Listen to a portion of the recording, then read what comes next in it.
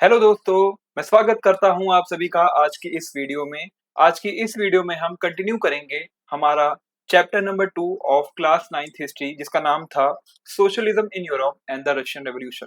इसका पार्ट 1 हमने already discuss कर लिया है। उसके अंदर कुछ टॉपिक्स थे, वो जो हमने डिस्कस करे वो भी देखते हैं। तो ये रहेगा पार्ट 2। ठीक है, हमने क्या क्या डिस्कस करा।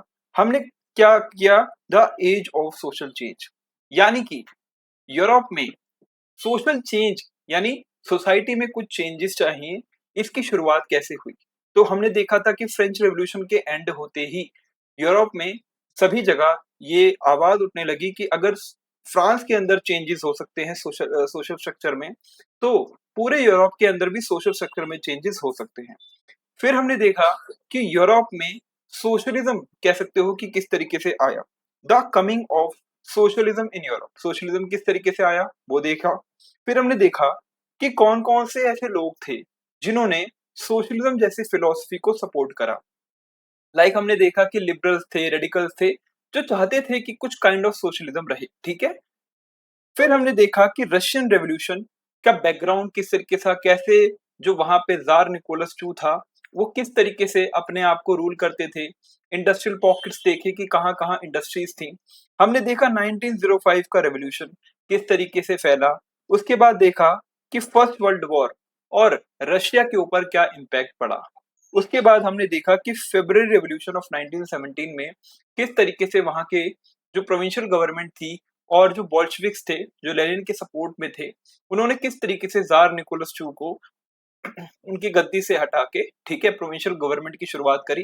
लेकिन बाद में वापस उनका जो क्लैश था बोल्शेविक्स का, जो लेनिन के अंडर में थे, उनका क्लैश होने लगा प्रोविंशियल गवर्नमेंट के साथ। ठीक है, अब हम शुरुआत करेंगे कि अक्टूबर रेवोल्यूशन 1917 में क्या हुआ। इसके पहले जुलाई में हमने देखा था कि जब उन्होंने प्रोटेस्ट करना स्टार्ट किया था तो उनके ऊपर आर्मी वालों ने फायरिंग करी थी, जो कि प्रोविंशियल गवर्नमेंट ने भेजी थी। अब हम उसके आगे की स्टोरी डिस्कस करते हैं कि अक्टूबर 1917 में किस तरीके से रशियन रेवोल्यूशन की शुरुआत आगे और बढ़ी। ठीक है, चलिए आगे बढ़ते हैं, वीडियो को स्टार्ट करते हैं।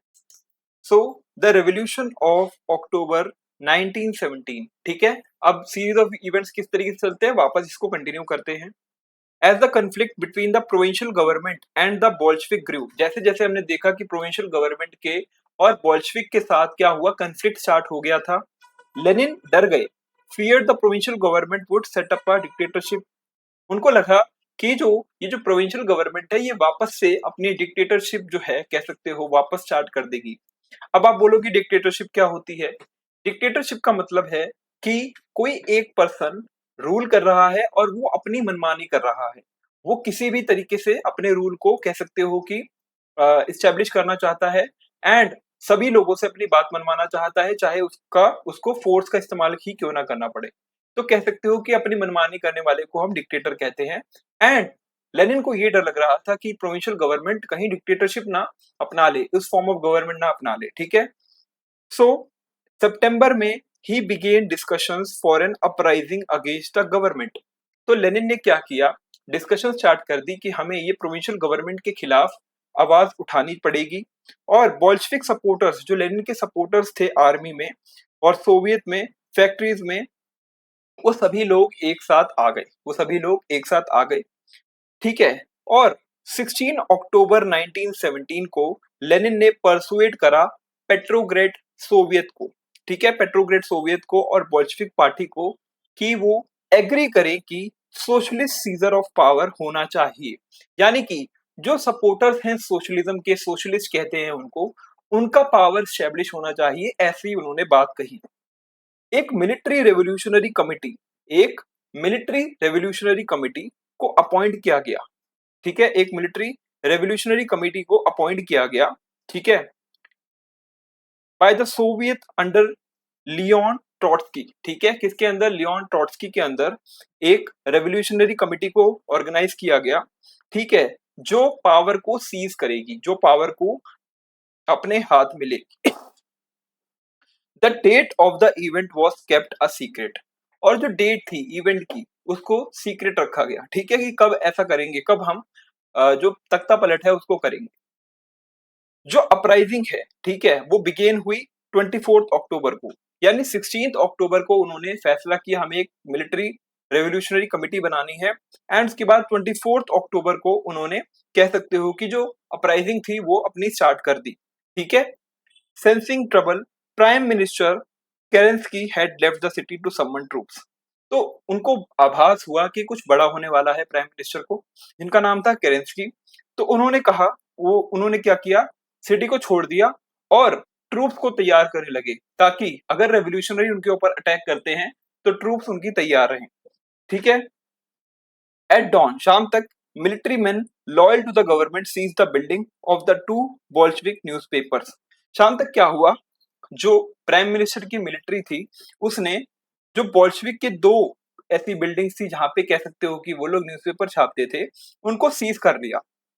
प्रो गवर्नमेंट ट्रूप्स जो हैं उनको सेंड किया गया, जो गवर्नमेंट के साथ थी ऐसी ट्रूप्स को सेंड किया गया to take over the telephone and telegraph offices and protect the Winter Palace. ठीक है। उनको भेजा गया टेलीफोन और टेलीग्राफ की जो बिल्डिंग्स थी वहां की, जो वो कह सकते हो कि वहां पे जो ऑफिसेस थे उनको प्रोटेक्ट करने के लिए भेजा गया।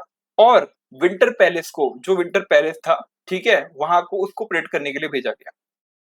In a swift response, Military Revolutionary Committee ordered its supporters to seize the government office and arrest minister. लेकिन थोड़ी ही देर में जो मिलिट्री रेवोल्यूशनरी कमेटी बनाई गई थी उसको ऑर्डर मिला उसके सपोर्टर्स को कि आप गवर्नमेंट को सीज कर लो, गवर्नमेंट ऑफिस को अपने कह सकते हो अपने कब्जे में ले लो, और मिनिस्टर्स जो हैं ऑलरेडी प्रोविंशियल गवर्नमेंट के उनको अरेस्ट कर लो। क्या हुआ, लेट इन द डे, ठीक है, the ship Arora shelled the Winter Palace. ठीक है, लेट इन द डे जो शिप अरोरा है, जिसका नाम अरोरा था, उसने शेलिंग स्टार्ट कर दी किस पे, विंटर पैलेस पे। Other vessels sailed down the Neva and took over various military points. And काफी सारे और वेसल्स आए और उन्होंने नेवा, जो कह सकते हो जो रिवर है, उस पे और काफी सारे मिलिट्री पॉइंट्स को उन्होंने अपने कब्जे में ले लिया। ठीक है। बाय नाइट, नाइटफॉल तक, city was under the committees control. जो मिलिट्री कमिटी बनाई गई थी उसने पूरी तरीके से सिटी को अपने कंट्रोल में ले लिया, यानी कह सकते हो कि बॉल्शेविक्स की कंट्रोल में आ गया city. And the minister have surrendered, और जो भी मिनिस्टर्स थे वहां पे उनको सरेंडर करना पड़ा। ठीक है। At a meeting of all Russian Congress of Soviet in Petrograd, क्या हुआ, एक मीटिंग हुई जहां पे सारे रशियन कांग्रेस ऑफ सोवियत, जो पेट्रोग्रेड में सोवियत बनाई गई थी, जितने भी उसके रशियन कांग्रेस के मेंबर थे वहां उनकी सबके साथ एक मीटिंग हुई और मेजोरिटी ने अप्रूव करा बॉल्शेविक एक्शन को। जो बॉल्शेविक ने एक्शन लिया था उसको सपोर्ट किया गया। Uprising took place in other cities also. ठीक है, पेट्रोग्रेड के अलावा और सिटीज के अंदर भी कह सकते हो कि मिलिट्री अपराइजिंग्स हुई, यानी कि जो इनके बॉल्शेविक्स के पर्सन्स थे उन्होंने अपराइजिंग स्टार्ट कर दी। कह सकते हो कि there was heavy fighting, specially Moscow में। Moscow was the capital. ठीक है, कह सकते हो कैपिटल ना होकर एक सिटी थी, काफी मेजर सिटी थी। लेकिन बाय दिसंबर तक Bolshevik control the Moscow Petrograd area, और कह सकते हो कि दिसंबर तक बोल्शेविक्स के हाथ में पूरा एरिया उनके कंट्रोल में आ गया।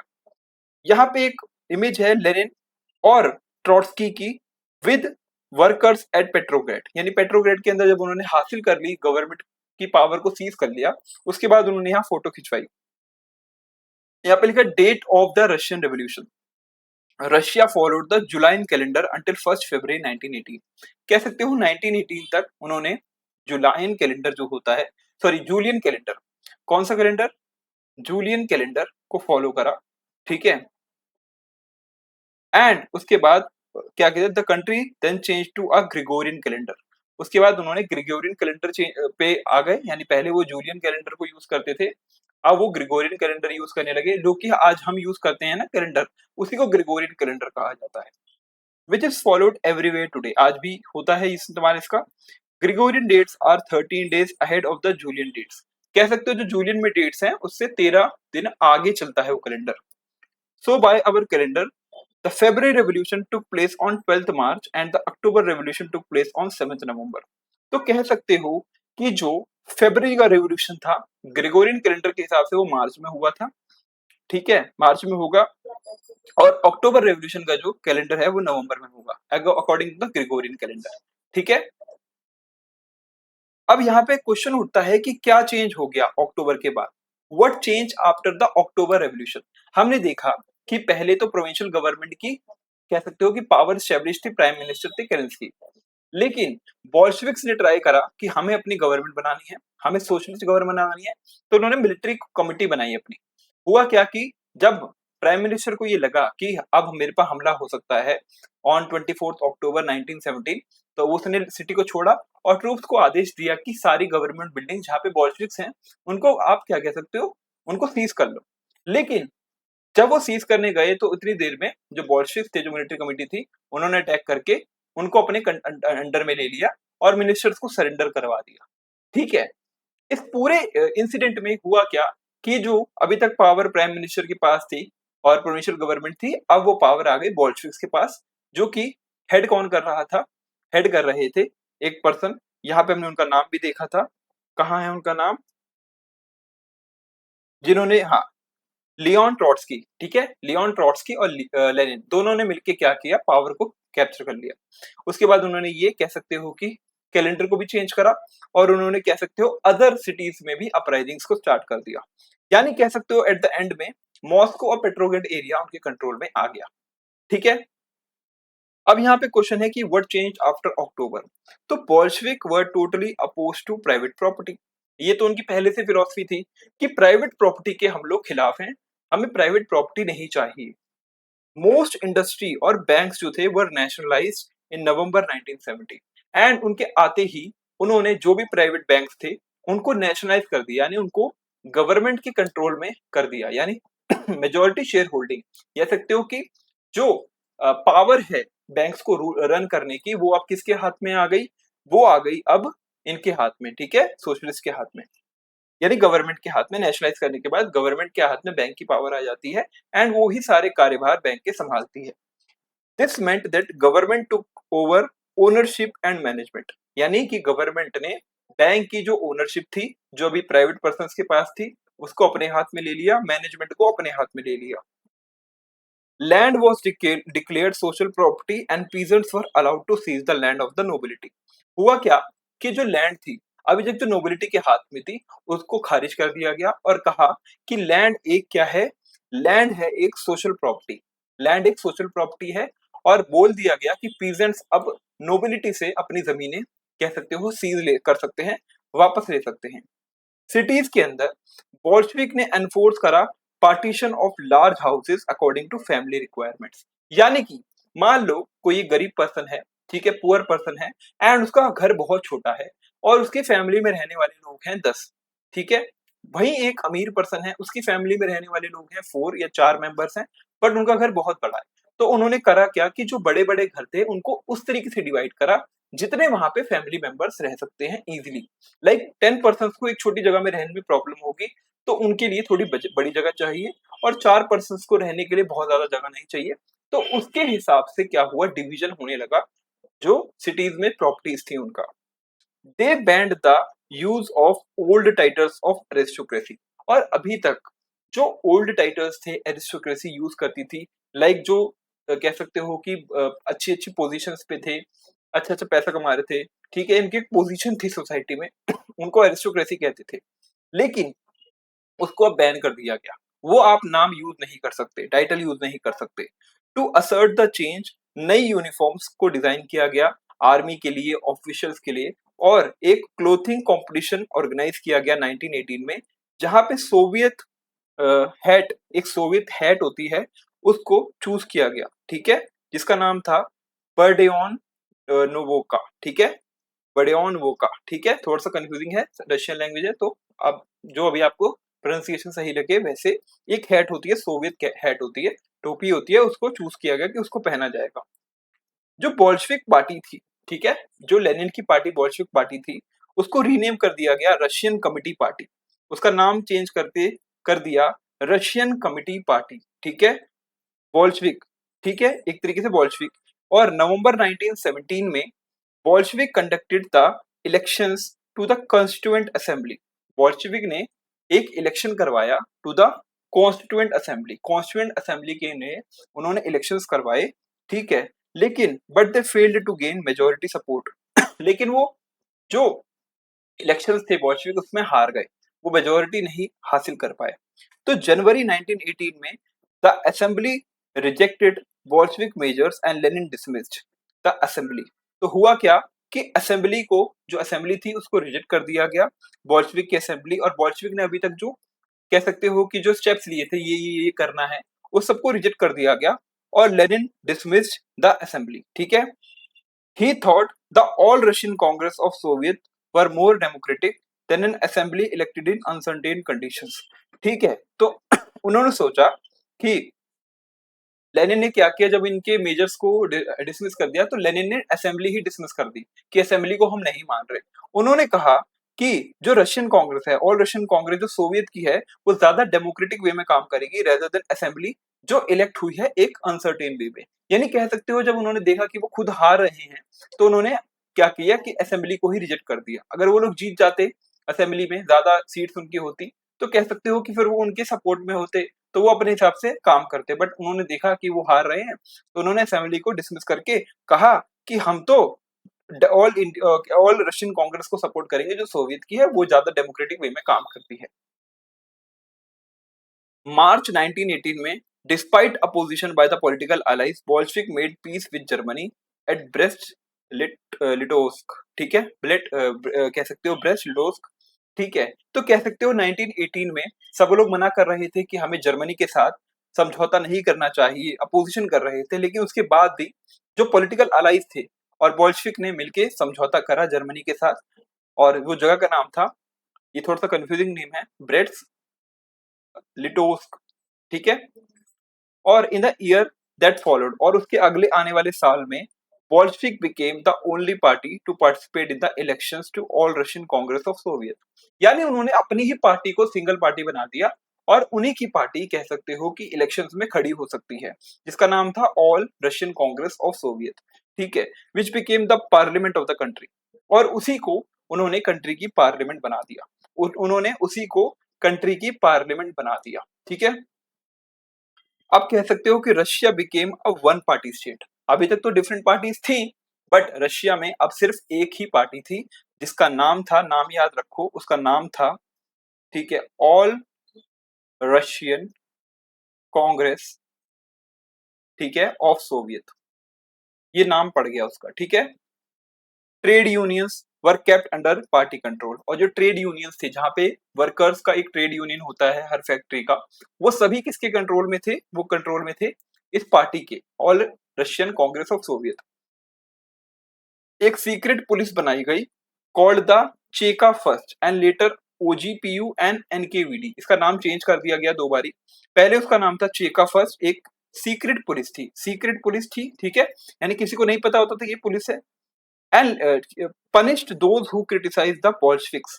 तो उन्होंने देखा कि जो भी बोल्शेविक्स के खिलाफ आवाज उठा रहे हैं उनको उन्होंने पनिश करा। ठीक है। काफी यंग राइटर्स और आर्टिस्ट को क्या किया? Rally to the party because it stood for socialism. ठीक है। And to for change, many young writers and artist rally to the party because it stood for socialism and for change.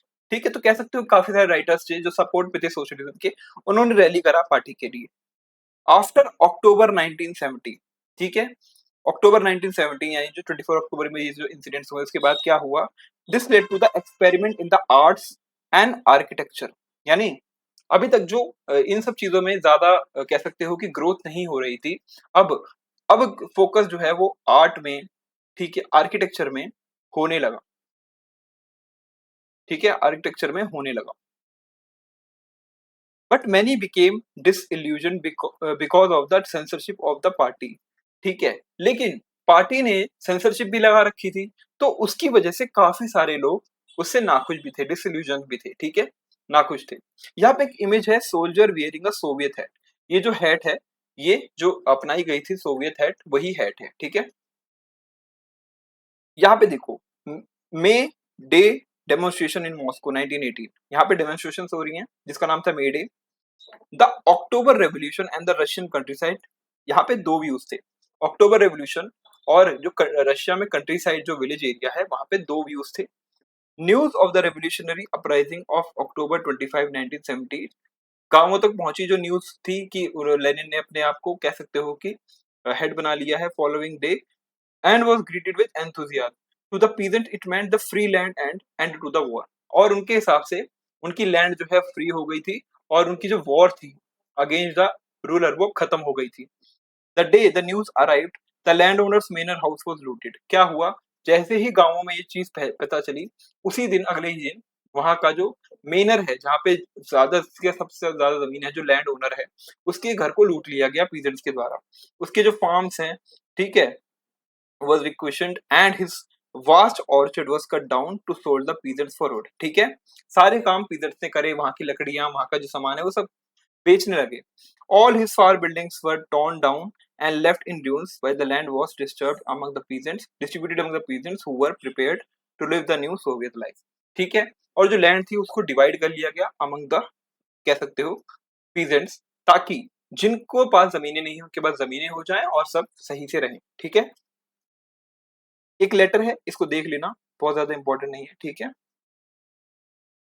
अब देखेंगे civil war क्यों क्यों हुई. Civil war क्यों हुई, कह सकते हो कि हमारे रशिया में जब सब कुछ सही चल रहा था तो सिविल वॉर क्यों हुई. ठीक है, when the Bolshevik ordered the land redistribution, जब बोल्शविक्स ने कहा कि जो लैंड है उसको रीडिस्ट्रीब्यूट करना पड़ेगा, यानी जिसके पास ज्यादा जमीन है उसको अपनी जमीन छोड़नी पड़ेगी और पीजेंट्स को देनी पड़ेगी, तो Russian army began to break up. क्या हुआ, जो रशिया की आर्मी है वो टूटने लगी. ठीक है, टूटने लगी. सोल्जर्स मोस्टली पीजेंट्स थे, wish to go home for the redistribution and deserted. ठीक है, एंड वो चाहते थे कि वो गांव जाए और अपनी जमीनें ले, क्योंकि वो अभी तक आर्मी में थे. तो कह सकते हैं जब उनको ये पता चला कि अब लैंड रिडिस्ट्रीब्यूशन होगा तो मोस्ट तो पीजेंट्स थे, सोल्जर्स, ठीक है, मोस्टली पीजेंट्स थे, तो वो चाहते थे कि हम भी गांव जाए और हम भी अपनी जमीनें अपने पास, कह सकते हो कि अपने पास रख लें जब डिस्ट्रीब्यूशन हो रहा है. तो नॉन बोल्शेविक जो सोशलिस्ट थे, जो बोल्शेविक नहीं थे, जो बोल्शेविक के सपोर्ट में नहीं थे लेकिन वो सोशलिस्ट थे और लिबरल्स थे और सपोर्टर्स ऑफ ऑटोक्रेसी थे, उन्होंने कंडेम करा द बोल्शेविक अपराइजिंग. क्या कहा कि भैया आपने जो काम किया है वो हम उसके खिलाफ हैं. लिबरल्स भी, ऑटोक्रेसी जो अभी तक राजा के साथ थे उन लोगों ने, कह सकते हो कि उसके खिलाफ हो गए बोल्शेविक की पार्टी के. Their leaders moved to South Russia.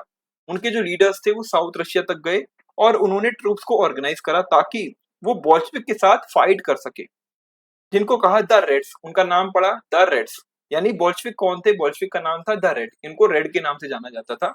ठीक है, तो उनके खिलाफ फाइट कर सके इसीलिए उन्होंने ट्रूप्स को ऑर्गेनाइज करा. किसने, नॉन बोल्शेविक सोशलिस्ट ने और लिबरल्स ने और जो सपोर्टर्स थे ऑटोक्रेसी के.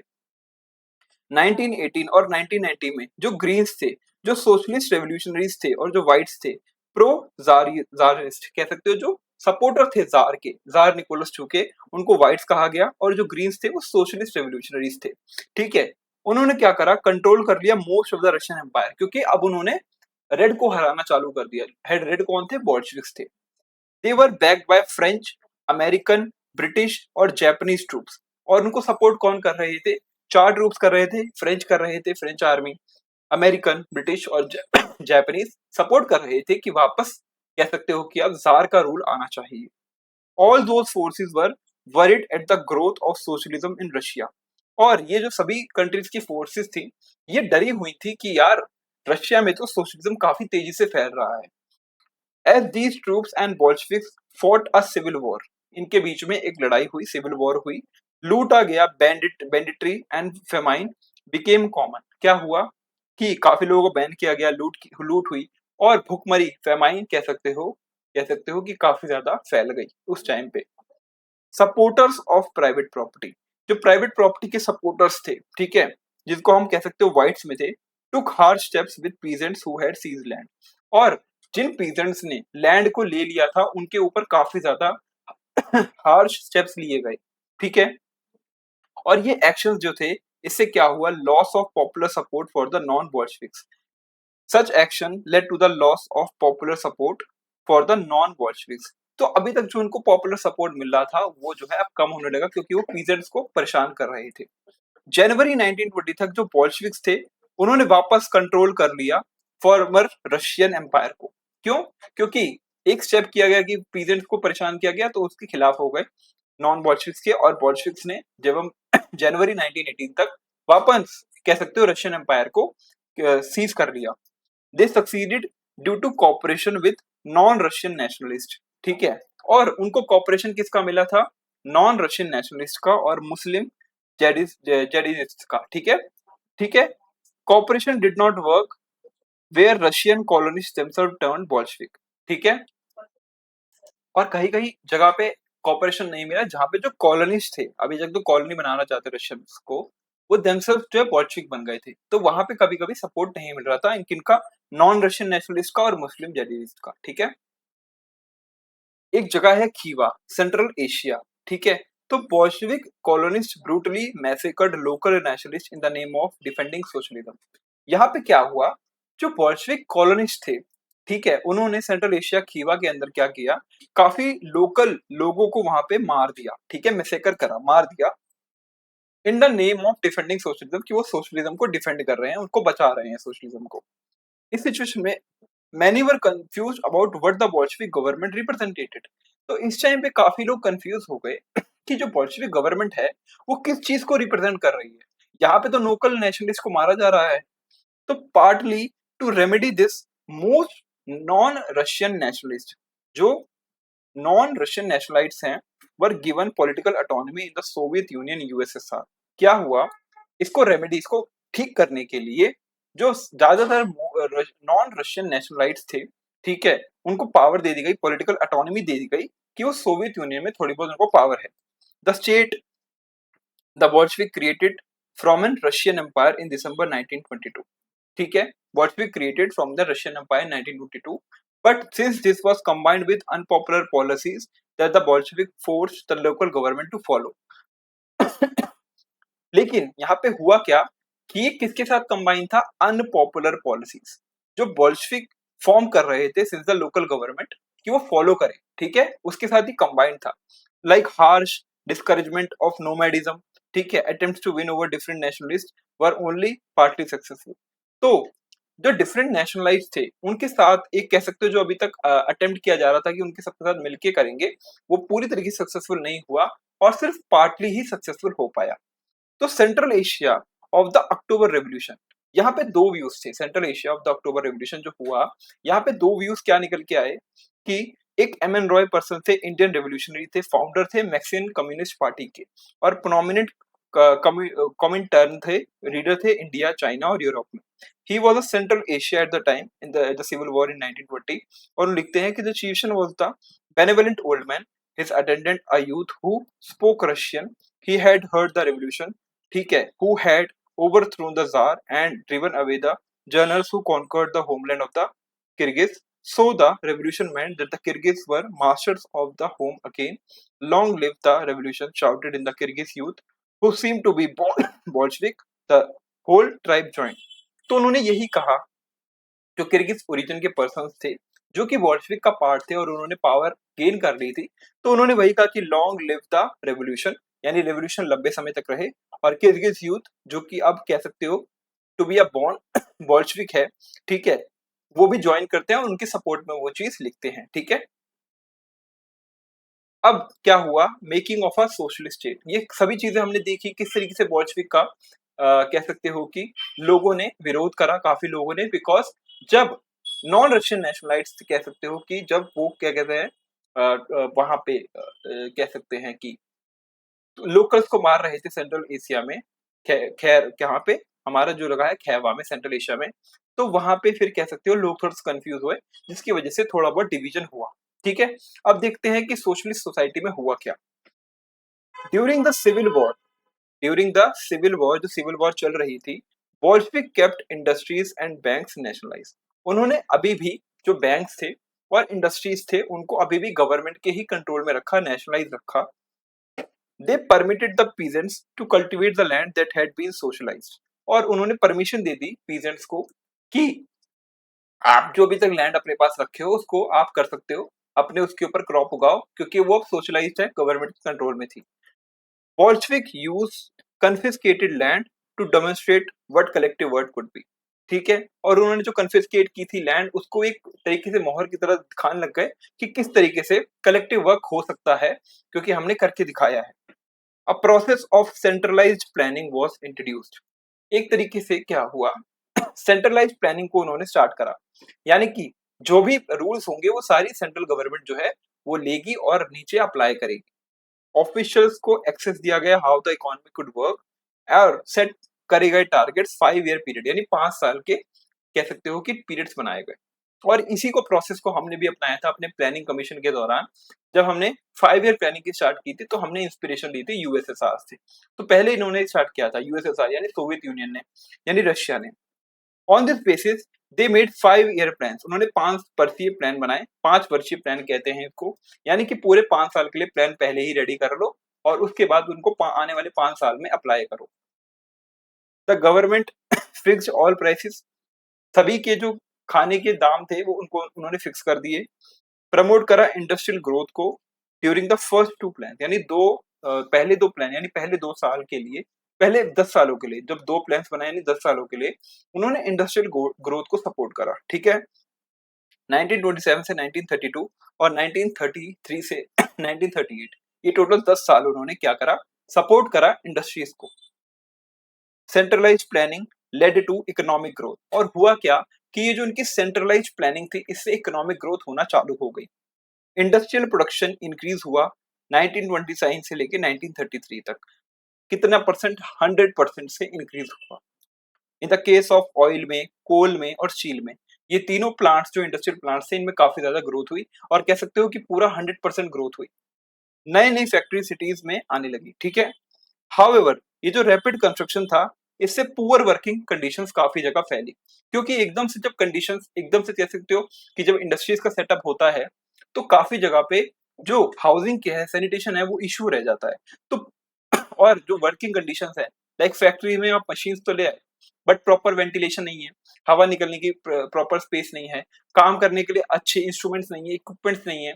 ठीक है, तो पुअर वर्किंग कंडीशंस लाइक लंबे लंबे समय तक काम कराना, ठीक है, ये सब चीजें होने लगी। और इन द सिटी ऑफ, ठीक है, इन द सिटी ऑफ मैग्निटोगोर्स्क, मैग्निटोगोर्स्क, हमेशा से कंफ्यूजन रहती है इनकी सिटीज बोलने में, मैग्निटोगोर्स्क। ठीक है, जो कंस्ट्रक्शन था स्टील प्लांट का वो अचीव कर लिया गया सिर्फ 3 सालों में। ठीक है, वर्कर्स लिव्ड हार्ड लाइफ, और वर्कर्स वहां पे काफी हार्ड लाइफ को जी रहे थे। और रिजल्ट क्या हुआ कि 550 stoppages of work in the first year alone, यानी 550 बारी, 550 टाइम्स वर्क को रोका गया इंडस्ट्रीज में क्योंकि ऑफ पुअर लिविंग और poor working conditions. In the living quarters, in the in living quarters in the winter time 40 degrees below, people had to climb down from the 4th floor and dash across the street in order to go to the toilet. तो क्या होता था कि इतनी harsh conditions थी कि -40 degree temperature था, बर्फ पड़ी हुई थी और लोगों को क्लाइम नीचे आना पड़ता था बिकॉज नीचे बर्फ जम जाती थी। तो कह सकते हो कि 4th फ्लोर से नीचे आना पड़ता था स्ट्रीट में, और उसके बाद वो टॉयलेट जा पाते थे। तो इतनी हार्श कंडीशन थी। Factories came to be seen as a symbol of socialism. यहाँ पे देखो एक इमेज है, यहाँ पे फैक्ट्रीज को as a social of symbolism की तरह यूज किया जा रहा है। दिस पोस्टर स्टेट्स की smoke from the chimneys is the breathing of Soviet Russia, यानी कि जो यहाँ से धुआं निकल रहा है वो क्या है, ब्रीथिंग है सोशलिस्ट रशिया की, यानी सोवियत रशिया की। Socialist cultivation in the village in the Ukraine, a commune was set up using 2 farms as a base. Confiscate किए गए थे जो फार्म, वहां पे एक कम्यून सेट किया गया, एक कमिटी सेट की गई।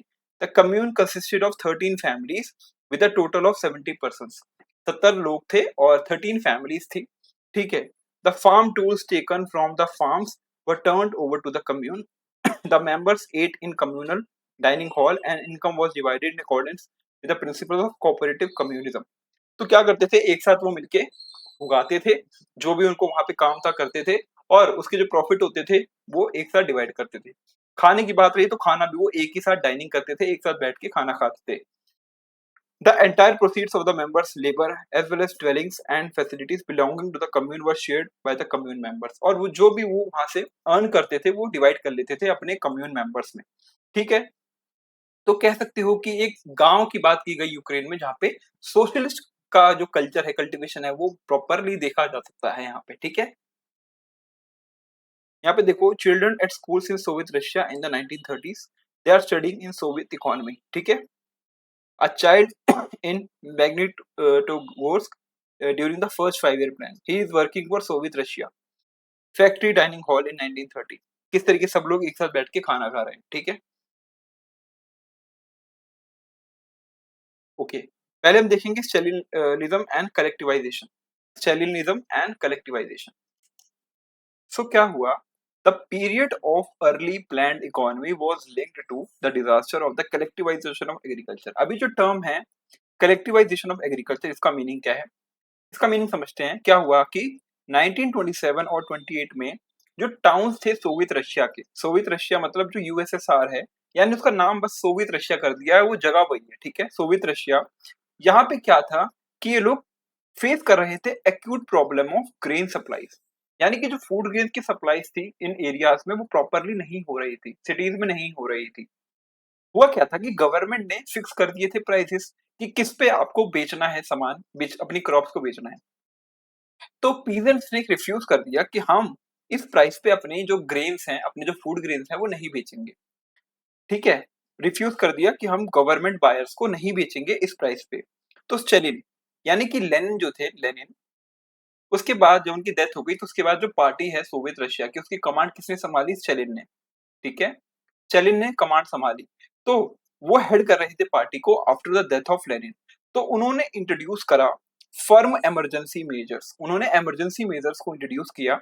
और उनका मानना था कि जो रिच पीजेंट्स हैं, जो थोड़े अमीर पीजेंट्स हैं, जो अमीर कह सकते हो कि फार्मर्स हैं और ट्रेडर्स हैं, वो कंट्री साइड में जो रह रहे हैं वो स्टॉक्स को होल्ड कर रहे हैं, यानी कि जो फूड ग्रेन्स का स्टॉक्स है उसको अपने पास जानबूझकर रोक रहे हैं ताकि प्राइसेस बढ़े, और जब प्राइसेस बढ़े तब वो उसको बेचें, ठीक है। तो speculation had to be stopped and supplies confiscated. तो ये जो स्पेक्यूलेशन है, जिसे स्पेक्यूलेशन है, इसको रोकना था स्टेलिन को, और उसने क्या करा? उसने जो सप्लाई है उनको कन्फिस्केट कर लिया, अपने हाथ में ले लिया, ठीक है। अब यहाँ पे एक छोटा सा देखते हैं कि ये क्या है, dreams and realities of Soviet childhood in 1923। Dear grandfather Kalinin, ठीक है, ठीक है। ये लेटर किसका है? 1933 from a 13-year old worker to Kalinin, Soviet के प्रेसिडेंट। तो 13 साल के बच्चे ने कैलिनिन को एक खत लिखा और उसमें उसने क्या कहा वो देखते हैं। कैलिनिन कौन थे? सोवियत के प्रेसिडेंट थे 1933 में, ठीक है, 1933 में आके वो प्रेसिडेंट थे। उसने क्या लिखा कि माई फैमिली इज लार्ज, मेरी फैमिली बड़ी है, वहां पे 4 बच्चे हैं, और we don't have a father, उनके फादर नहीं है, he died fighting for the workers cause, and my mother is ailing, उनकी माँ जो है वो बीमार है। I want to study very much, उनको उसको बच्चे को स्टडी करना है, but I can not go to the school, ठीक है। I had some old boots but they are completely torn and no one can mend them, यानी उसके पास जो बूट्स हैं, जूते हैं, वो फट चुके हैं और कोई भी उसको सिलने को तैयार नहीं है क्योंकि वो काफी ज्यादा बुरी कंडीशंस में है। उसकी जो मदर हैं वो सिक हैं, बीमार हैं, उनके पास कोई पैसा नहीं है, खाने के लिए ब्रेड नहीं है, but I want to study very much, और उसको पढ़ना है तब भी, ठीक है। There stands before us the task of studying, studying and studying, ठीक है। तो उसका बेसिकली मोटिव था कि मुझको पढ़ना है। That is what Vladimir Ilyich Lenin said, ठीक है। ये किसने कहा? व्लादिमीर इलिच लेनिन ने एक बार कहा था। But I have to stop going to school, ठीक है, we have no relatives and there is no one to help us, so I have to go to work in a factory।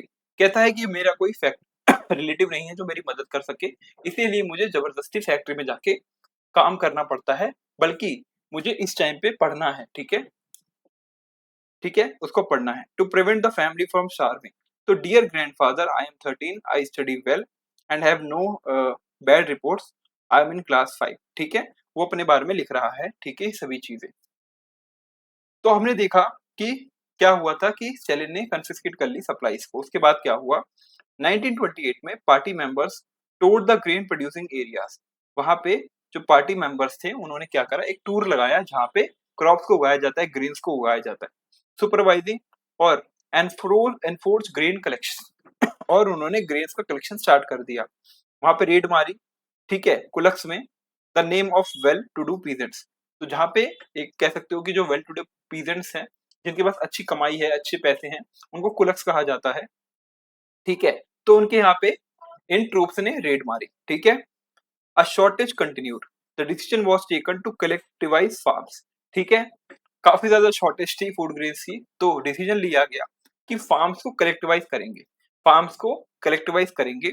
और it was argued that grain shortage were partly due to small size of the holdings.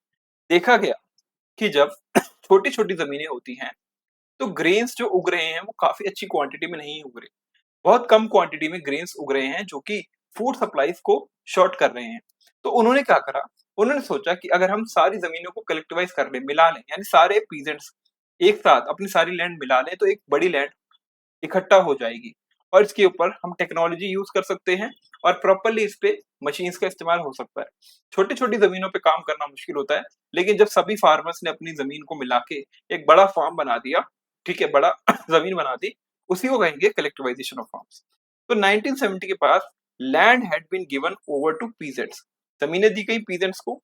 और ये जो small size peasants थे, farm could not do modernise, इनको modernise करना बहुत मुश्किल था। जैसे हमने देखा था कि 1917 में जब अक्टूबर रेवोल्यूशन हुआ था और पीजेंट्स को ये खबर मिली कि लेनिन ने अपनी गवर्नमेंट बना ली है, तो उनको लगा कि हाँ, हम अपनी वॉर में कामयाब हुए और हम अब अपने जो जमीनें हैं वो कन्फिस्केट कर लेंगे। उन्होंने ले ली, लेकिन हुआ क्या कि जमीनें थोड़ी छोटी बड़ी साइज की थी।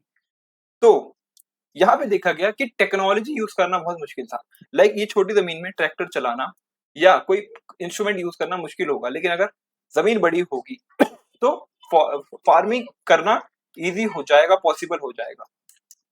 तो उन्होंने क्या करा कि जब मॉडर्नाइजेशन पॉसिबल नहीं है छोटे छोटे फार्म्स का, तो उन्होंने क्या करा, मॉडर्न फार्म्स बनाए रन अलोंग इंडस्ट्रियल लाइंस, ताकि वो एक क्या क्या उन्होंने फार्म्स बनाए on the basis of industrial lines, जहाँ के हम इंडस्ट्रीज को जो इक्विपमेंट्स हैं उसको बेसिकली अच्छे से इस्तेमाल कर सकते हैं। Machinery, it was necessary to eliminate the kulaks, और कुलक्स को एलिमिनेट करना जरूरी था बिकॉज वो सारे जो फूड ग्रेन्स थे वो अपने पास कह सकते हो होल्ड करके रखते थे, तो उनको हटाना जरूरी था। तो उनकी लैंड ले ली गई और फ्रॉम पीजेंट्स एंड एक स्टैब्लिश करा state controlled large farm, like बड़ा एक फार्म स्टैब्लिश किया गया, ठीक है, जहाँ पे सभी लोग काम करेंगे और उसका जो फूड ग्रेन्स है उससे सप्लाई की जो प्रॉब्लम है वो सॉल्व हो जाएगी। तो what followed was challenge collectivisation programme, ठीक है, क्या ऐसी चीज थी जिसने कलेक्टिवाइजेशन के प्रोग्राम को स्टार्ट करा। From 1929 the party forced all peasants to cultivate in a collective farms, like kolkhoz, उसका नाम किया गया कोल कॉज कहते हैं रशिया में इसको। यानी पीजेंट्स को ऑर्डर दिया गया फ्रॉम द पार्टी की तरफ से कि आप लोग कलेक्टिवाइज कर लो अपने फार्म्स को, बड़ा बड़ा छोटे छोटे फार्म्स को मिला के बड़ा फार्म बना लो और फिर उसमें काम करो। The bulk of land and implements were transferred to the ownership of collective farms, और बल्क ऑफ लैंड और कह सकते हो कि इम्प्लीमेंट जो भी उसमें सामान इस्तेमाल होगा, इंस्ट्रूमेंट इस्तेमाल होंगे, वो उनको भेजे गए ताकि कह सकते हो कलेक्टिव फार्म्स के ओनर को, ठीक है, पीजेंट्स ने वर्क करा on this land and the kolkhoz profit was shared.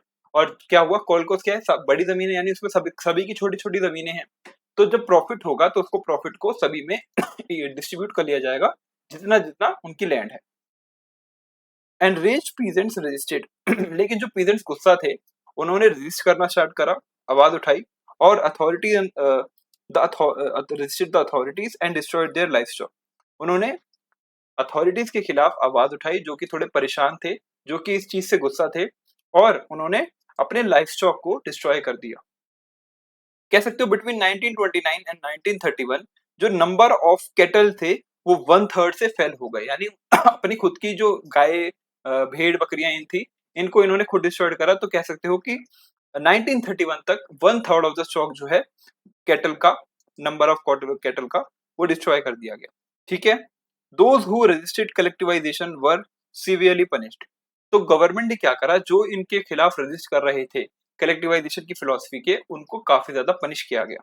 Many were deported and exiled, और काफी लोगों को दूर दराज के इलाकों में भेज दिया गया, एक्साइल कर दिया गया, निकाल दिया वहां से।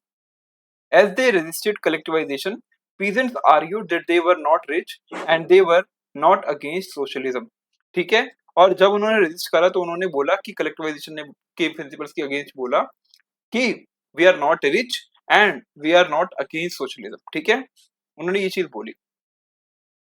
दे merely did not want to work in collective farms for a variety of reasons, और ऐसा उन्होंने इसलिए बोला क्योंकि कुछ रीजंस थे कि उन्होंने कलेक्टिव फार्म में काम नहीं करना था। स्टेलिन की गवर्नमेंट ने अलाउ करा some independent cultivation but treated such cultivators unsympathetically, ठीक है, ठीक है। तो उन्होंने अलाउ तो कर दिया स्टालिन की गवर्नमेंट ने कुछ लोगों को अलाउ करा कि वो आप इंडिपेंडेंटली कल्टीवेट कर सकते हो, लेकिन उनको अच्छे से ट्रीट नहीं करा, उनके साथ सिंपैथी नहीं रखी, ठीक है। In spite of collectivisation production did not increase immediately, ठीक है। स्टालिन के मेजर था कलेक्टिवाइजेशन से ग्रेन की साइज बढ़ेगा और ज्यादा ग्रेन्स उगेंगे, बट ऐसा हुआ नहीं। इनफैक्ट बैड हार्वेस्ट हुई 1930 और 33 में, काफी ज्यादा कम मात्रा में ग्रेन्स उगे। led to one of the most devastating famines in Soviet history when over 4 million died। कह सकते हो कि इसकी वजह से बहुत बड़ी फेमाइन आई, भुखमरी आई, जिसमें 40 लाख लोगों की डेथ हो गई। यानी कलेक्टिवाइजेशन की फिलॉसफी को अपनाने के बाद भी कह सकते हो कि रशिया में जो ग्रेन फूड ग्रेन्स की सप्लाई थी वो अभी भी शॉर्टेज थी, जिसकी वजह से बहुत बड़ी भुखमरी आई। यहाँ पे एक पोस्टर है ड्यूरिंग कलेक्टिवाइजेशन, इट स्टेट्स कि we shall strike at the kulak working for the decrease in cultivation, ठीक है। उन्होंने कहा कि मतलब ये दर्शा रहे हैं कि हमें स्ट्राइक करना चाहिए कुलक्स को, जो रिच फार्मर्स हैं, और ताकि जो कल्टीवेशन में डिक्रीज हुआ है उसको हम हटा सके, मतलब फुलफिल कर पाए सप्लाईज को। Peasants women being gathered to work in large collective farms. तो ये कुछ इमेजेस हैं जो दर्शा रही हैं कि किस तरीके से जब कलेक्टिवाइजेशन की फिलॉसफी अपनाई गई स्टालिन के द्वारा, तो सब लोग किस तरीके से, ठीक है, सपोर्ट कर रहे थे। Many within the party, काफी ऐसे लोग थे जो within the party criticise कर रहे थे the confusion in industrial production under the planned economy and the consequence of collectivisation. ये जो कलेक्टिवाइजेशन की फिलॉसफी थी और प्रोडक्शन करना in a planned economy, industrial economy production, तो उसके खिलाफ कह सकते हो कि काफी लोग कह सकते हो क्रिटिसाइज कर रहे थे, उसके अगेंस्ट थे। स्टालिन और उसके सिंपैथाइजर्स जो उसके सपोर्ट में थे, charge critics with conspiracy against socialism.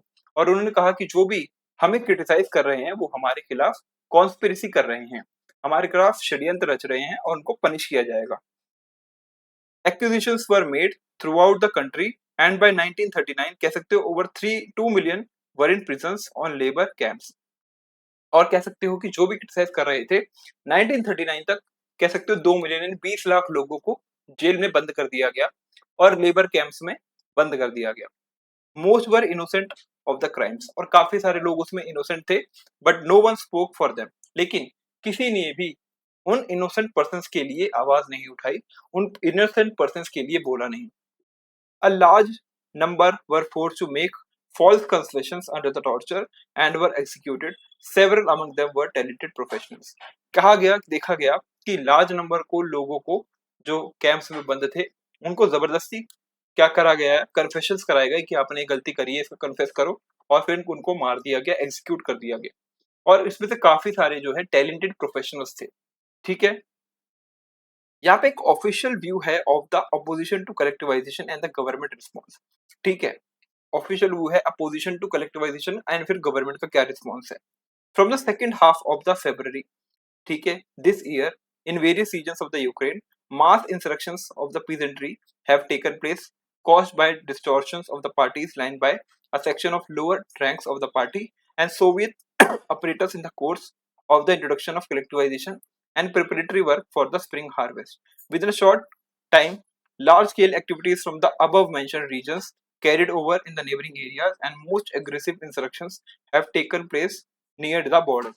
The great part of the peasant insurrections have been linked was outright demands for the return of collectivized stocks of grain, livestock and tools.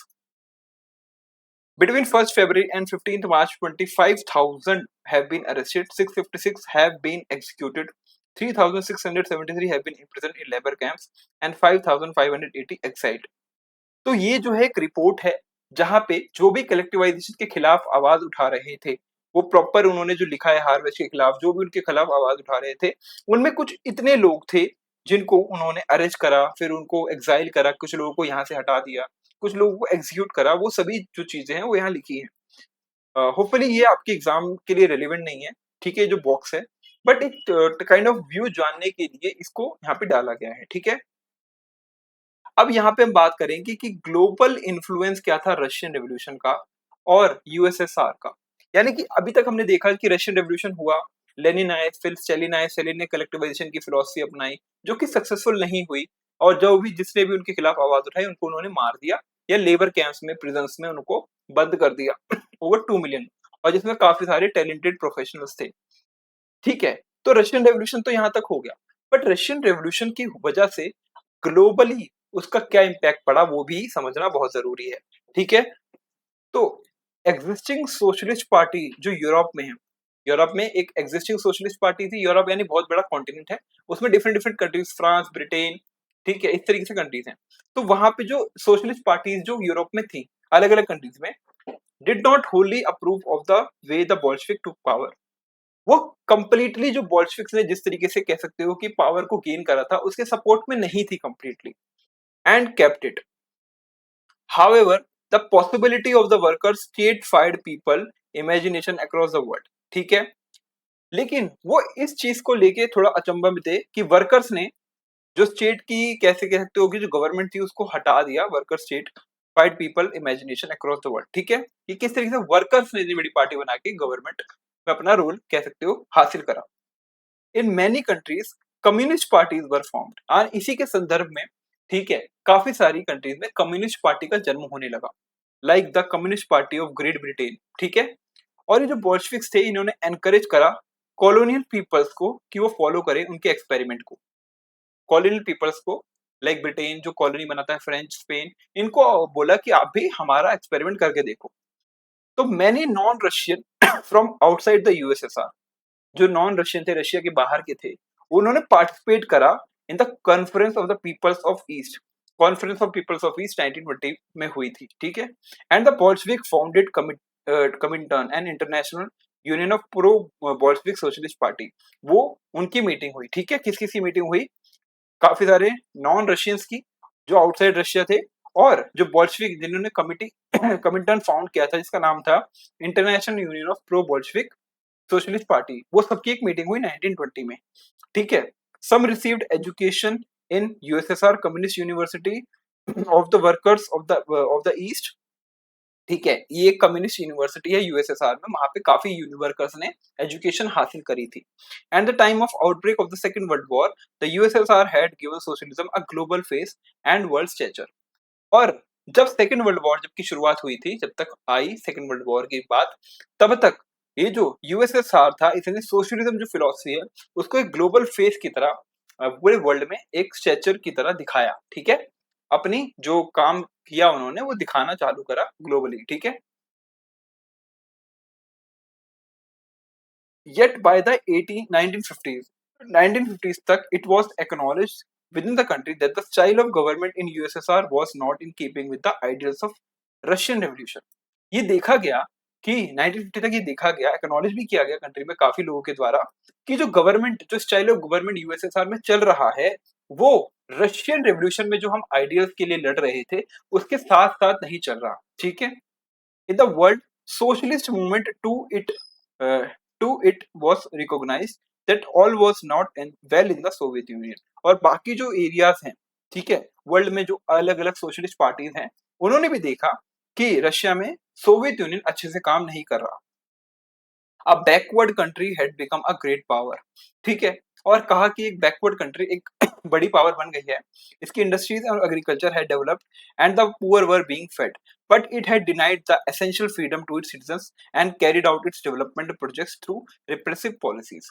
उन्होंने कहा कि poors को खाना मिल रहा है properly, industries develop हुई हैं, economy develop हुई है, बट जो फ्रीडम उनको मिलनी चाहिए थी, जिसकी रशियन रेवोल्यूशन की शुरुआत में लोगों को कहा गया कि हमें फ्रीडम चाहिए फ्रॉम द जार रूल, वो अभी भी नहीं मिला। फ्रीडम अभी भी नहीं मिला, ठीक है, उसके सिटीजन्स को। और डेवलपमेंट प्रोजेक्ट्स जो है काफी रिप्रेसिव पॉलिसीज को अपना के किए जा रहे हैं। और by the end of 20th century जब 20th सेंचुरी का एंड होता है, international reputation of the USSR as a socialist country has declined, though it was recognized that socialist ideals still enjoy respect among the people। ठीक है, तो 20th century जब and हुई, ठीक है, तो वहां पे माना गया कि जो कंट्री है, जो यहाँ पे सोशलिस्ट आइडिया कह सकते हो यूएसएसआर जो एक सोशलिस्ट कंट्री है, उसका जो थॉट प्रोसेस है वो डिक्लाइन कर रहा है, लेकिन ये माना गया कि ये सोशलिस्ट आइडियल्स हैं वो अभी भी लोगों के बीच में काफी ज्यादा प्रचलन में है और काफी लोग उसको अभी भी फॉलो करते हैं। But in each country, the ideas of socialism were rethought in variety of different ways। और हर कंट्री में जो सोशलिज्म के आइडिया हैं, ठीक है, कि कह सकते हो कि जो रिसोर्सेज हैं कंट्री के वो सोसाइटी के पास होने चाहिए एंड सोसाइटी उसको डिवाइड करेगी। ये जो आइडिया है इसके कह सकते हो इसको रीथॉट दोबारा थॉट किया गया बिकॉज रशिया में उस तरीके से वर्क नहीं हुआ जिस तरीके से वो सोशलिज्म के बारे में बात कर रहे थे और वैरायटी ऑफ डिफरेंट वेज में इसको टॉक आउट किया गया। ठीक है, एक यहाँ पे राइटिंग है कि रशियन रेवोल्यूशन की जो बात हुई वो इंडिया में किस तरीके से बात की गई रशियन रेवोल्यूशन की। ठीक है, वो एक बार देख लेते हैं। एक second guys.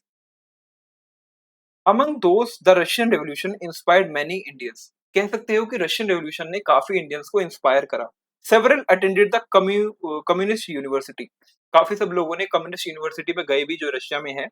But by the mid 1920s जो कम्युनिस्ट पार्टी थी was formed in India and इसी के संदर्भ में रशिया से इंस्पिरेशन लेके इंडिया में भी एक कम्युनिस्ट पार्टी का जन्म हुआ। Its member kept in touch with the Soviet communist party. और वहां के जो मेंबर्स थे वो रशिया में जो कम्युनिस्ट पार्टी है उसके काफी टच में भी रहते थे। इंपॉर्टेंट इंडियन पॉलिटिकल और कल्चरल फिगर्स ने इंटरेस्ट लेना चालू करा सोवियत के एक्सपेरिमेंट में और रशिया में भी विजिट करा। Among them Jawaharlal Nehru, Rabindranath Tagore wrote about Soviet socialism. यानी जो सोवियत यानी यूएसएसआर में जो सोशलिज्म चल रहा है उसके लिए मतलब उसके बारे में उन्होंने काफी ज्यादा लिखा भी, लाइक रविंद्रनाथ टैगोर ने। ठीक है, in India writings gave impression of Soviet Russia. In Hindi RS. Awasthi wrote in 1920-21 Russian revolution Lenin his life and his thought. एक बुक लिखी जिसका नाम था Russian revolution Lenin his life and his thoughts and later the red revolution के नाम से भी books लिखी गई। एस.जी. विद्यालंकर विद्यालंकर ने रोट लिखा the rebirth of Russia and the Soviet state of Russia. There was much that was written in Bengali, Marathi, Malayalam, Tamil and Telugu.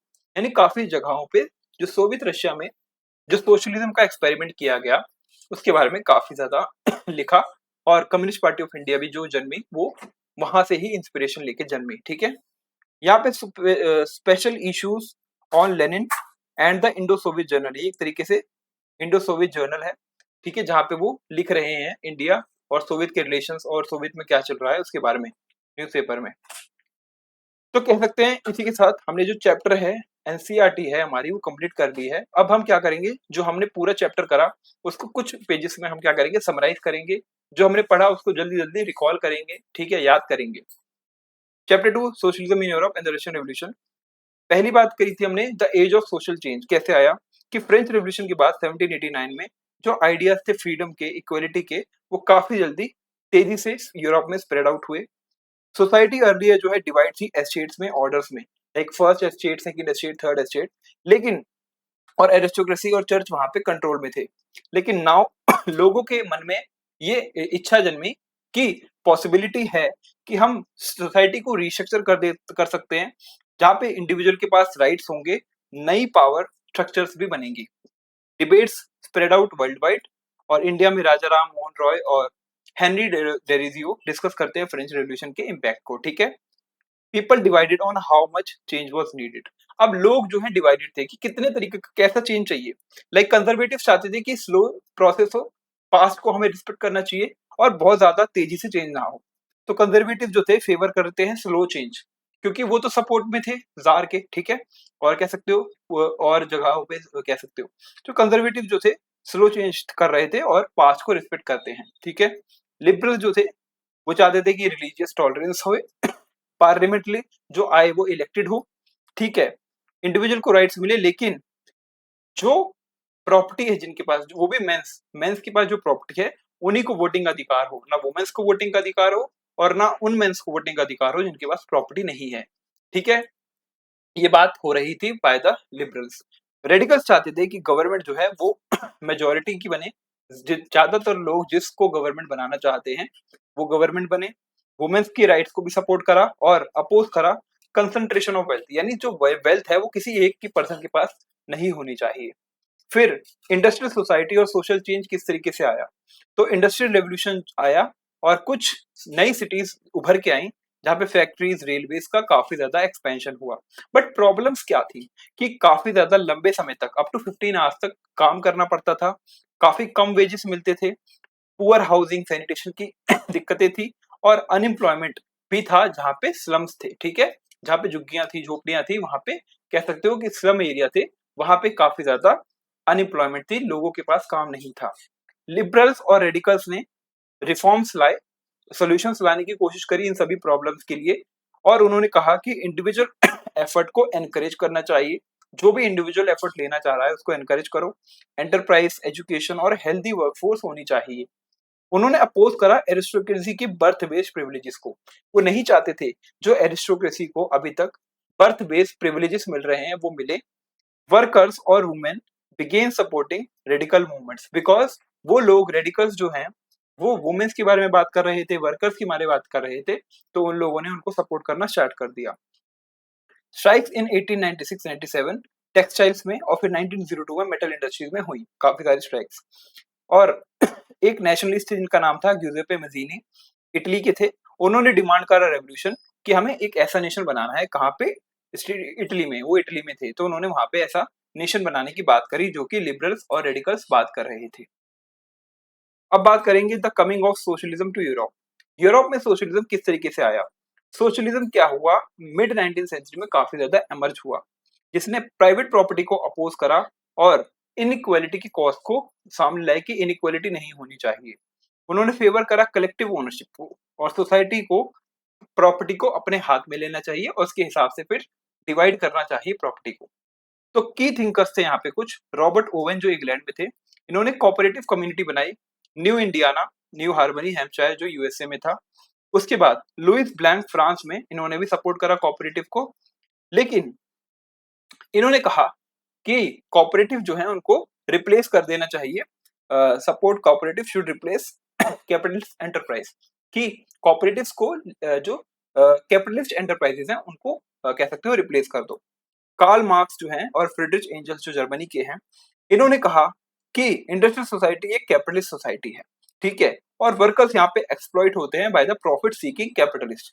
तो revolution होना चाहिए जिससे वर्कर्स जो हैं इन कैपिटलिस्ट को ओवरथ्रो कर दे, हटा दे, और अपना एक कम्युनिज्म की फिलोसफी कह सकते हो, अपना खुद का एक कम्युनिटी बनाए, जहाँ पे सारी प्रॉपर्टी जो है सोसाइटी के पास है, सोशली कंट्रोल, और उसके बाद प्रॉपर्टी का डिस्ट्रीब्यूशन होना चाहिए। यानी कि किसी एक इंडिविजुअल के हाथ में प्रॉपर्टी नहीं होनी चाहिए, जो कि कैपिटलिस्ट में होता है। कैपिटलिस्ट में क्या होता है, जो जिसके जो ओनर होता है प्रॉपर्टी का, सारे प्रॉफिट उसी के पास जाते हैं, तो वो नहीं होना चाहिए, उसके खिलाफ थे। अब बात करेंगे सोशलिज्म कैसे स्प्रेड हुआ। तो 1870 में सोशलिस्ट फॉर्म्ड सेकंड इंटरनेशनल, एक बॉडी बनाई सोशलिस्ट ने ताकि वो कोऑर्डिनेट कर पाए। वर्कर्स ने क्रिएट करा एसोसिएशंस और यूनियंस और डिमांड करा कि हमें कम समय तक काम करना है, मतलब लंबे वर्किंग आवर्स नहीं होने चाहिए, बेटर वेजेस होने चाहिए और वोटिंग का अधिकार हमें मिलना चाहिए। और कुछ सोशलिस्ट पॉलिटिकल पार्टीज उभर के आई, लाइक जर्मनी में आई सोशल डेमोक्रेटिक पार्टी, ब्रिटेन में आई लेबर पार्टी और फ्रांस में आई socialist party. But before 1914 socialist influence loss but did not form government. पार्टियां बन गई, लॉस को इन्फ्लुएंस तो कर रहे थे लेकिन कभी भी गवर्नमेंट नहीं बना पाए। पावर जो है अभी भी कंजर्वेटिव लिबरल्स और रेडिकल्स के हाथ में ही थी। फिर आता ही रशियन रेवोल्यूशन की। रशिया 1914 में जार निकोलस II के अंडर में था। जार निकोलस जो थे वहां के राजा थे। जो रशियन एम्पायर था वो काफी बहुत बड़ा था। वहां पे फिनलैंड, पोलैंड, यूक्रेन, बाल्टिक्स और सेंट्रल एशियन जैसी कंट्रीज थी। और मेजोरिटी रिलीजन जो था वो रशियन ऑर्थोडॉक्स क्रिश्चियनिटी का था। प्लस यहाँ पे और भी रिलीजन थे लाइक मुस्लिम्स, बुद्धिस्ट और कैथोलिक्स। यहाँ पे सोशल ग्रुप्स की बात करें तो 85% जो थे वो एग्रीकल्चर थे, सपोर्ट करते थे, जो कि यूरोप में सिर्फ 40 और 50% ही कह सकते हो एग्रीकल्चर थे। मेजर ग्रेन एक्सपोर्टर था रशिया, ठीक है। इंडस्ट्रियल सेंटर्स की बात करें तो ज्यादातर सेंट पीटर्सबर्ग और मॉस्को में इंडस्ट्रीज थी, जहाँ पे 31% वर्क फोर्स जो है वुमेन की थी, लेकिन उनको पैसे कम दिए जाते थे एज कम्पेयर टू मेन, ठीक है।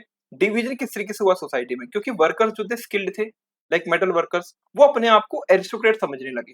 Among labour divided but United, United in strikes, लेकिन वैसे तो डिवाइडेड थे, लेकिन जब भी कभी स्ट्राइक की बात आती थी कि इस काम को रोकना है और बात करनी है वर्कर्स के अधिकार की, तो वो यूनाइट हो जाते थे, मिल जाते थे। पीजेंट्स की बात करें, जो गांवों में रहते थे, जो फार्मर्स थे, तो वो लैंडलॉर्ड्स की लैंड चाहते थे, ठीक है। वो चाहते थे कि हमारे को लैंड मिले, ठीक है, और रेंट ना देना पड़े। इवन उन्होंने काफी सारे लैंडलॉर्ड्स को मार भी दिया 1902 और 1905 के अपराइजिंग्स में। मीर जो कम्यून होता था, हेड होता था, वो रीडिस्ट्रीब्यूट करता था लैंड को पीरियडिकली अमंग द फैमिलीज, ठीक है। सोशलिज्म इन रशिया, अभी तक सोशलिज्म यूरोप की थी, रशिया में किस तरीके से था। कि रशिया में social democratic workers party, Russia में सोशल डेमोक्रेटिक वर्कर्स पार्टी 1898 में आई, जिन्होंने कार्ल मार्क्स के आइडिया को फॉलो करा, लेकिन वो इलीगल घोषित कर दी गई। डिबेट ये हुई कि सोशलिस्ट रेवोल्यूशनरीज जो थे उसमें पीजेंट जो है मेन फोर्स ऑफ रेवोल्यूशन होंगे, या सोशल डेमोक्रेट्स के हिसाब से लेनिन ने आर्गू किया कि पीजेंट जो है डिवाइडेड हैं और पुअर हैं, ओनली वर्कर्स आर रिलायबल। बात क्या हुई कि सोशलिस्ट रेवोल्यूशनरीज चाहते थे कि पीजेंट जो है फेस ऑफ रेवोल्यूशन बने, बिकॉज उन्होंने क्या करा है, जो लैंड ओनर्स हैं उनकी जमीन उनसे छीन के अपने आप में डिस्ट्रीब्यूट करी है, ठीक है। लेकिन जो सोशल डेमोक्रेट्स थे जो लेनिन के अंडर में काम कर रहे थे, वो कहते थे कि पीजेंट्स तो डिवाइडेड हैं, कुछ रिच हैं कुछ पुअर हैं, ठीक है, तो हम सिर्फ वर्कर्स पे ही रिलाय कर सकते हैं। तो पार्टी जो है स्प्लिट हो गई, बोल्शेविक में जो कि लेनिन के सपोर्ट में थी, वो स्मॉल थी, डिसिप्लिन्ड पार्टी थी और वो रेवोल्यूशनरी थे, ठीक है। और मेंशविक्स जो थे वो ब्रॉड थे और वहां की मेंबरशिप ओपन थी। लेनिन लेनिन जो है स्मॉल और डिसिप्लिन्ड आर्मी चाहते थे, सबकी एंट्री नहीं थी वहां पे। मेंशविक जो चाहते थे वो कहते थे कि हम ब्रॉड बने और मेंबरशिप सबके लिए ओपन रहे, ठीक है। 1905 का रेवोल्यूशन हुआ, यहाँ के कॉजेस क्या थे, क्यों रेवोल्यूशन हुआ? पहला कॉज था कि बहुत ज्यादा प्राइस राइज था, यानी प्राइस बहुत ज्यादा दाम बहुत ज्यादा बढ़े हुए थे चीजों के, और वेजेस जो वर्कर्स को पैसे मिलते हैं, वेजेस मिलते हैं, वो काफी कम है, यानी 20% वेजेस डिक्लाइन हो गए हैं। डिसमिस कर दिया गया पुटिलोव आयरन वर्क्स को और वहां पे स्ट्राइक्स करी गई। जनवरी 1905 में peaceful procession led by Father Gapon to Winter Palace fired upon 100 kill और 300 वाउंडेड। यानी कि जब फादर गैम्पो जो है विंटर पैलेस तक एक अपनी रैली निकाल रहे थे, तो उनके ऊपर फायरिंग हुई और जिसमें 100 लोग मर गए और 300 लोग घायल हो गए। उनको ब्लडी संडे नाम से जाना जाता है उस इवेंट को, ठीक है, जहाँ पे फादर गैम्पो ही कर रहे थे।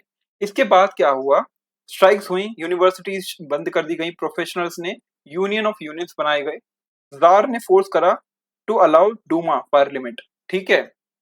और जार ने अल्टीमेटली फोर्स होके, यानी उसको ऊपर इतना प्रेशर आ गया कि उसने डूमा को अलाउ कर दिया, एक पार्लियामेंट बनाने के लिए अलाउ कर दिया।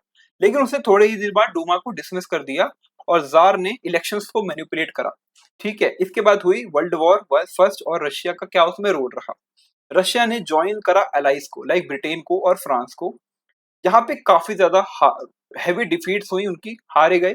1914 और 1916 में 7 मिलियन कैजुअलिटीज हुई, ठीक है, 70 लाख लोग मरे।